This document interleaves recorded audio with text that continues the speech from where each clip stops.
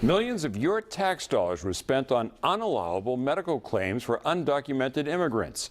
22 News State House reporter Tiffany Chan is live in Boston with how this happened and who's responsible. The state auditor's office found that the healthcare agency MassHealth spent $35 million to cover questionable medical costs for immigrants.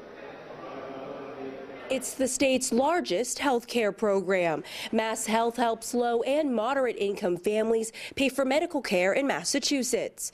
The agency's limited program covers emergency costs for immigrants, many of them undocumented. The state auditor's office found tens of millions of dollars spent on non-urgent services. We identified some $35 million in questionable medical services that were rendered. That accounts for nearly half of the limited program's total spending.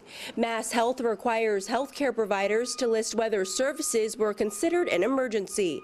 The agency routinely paid for claims that weren't urgent in nature. These services include prescription drug coverage, physical therapy, and dental services for immigrants. Westfield State Senator Don Humison said this was predictable. It doesn't surprise me. In a program as large as Medicaid and as large as MassHealth is, there's bound to be some areas that we can work to tighten up on.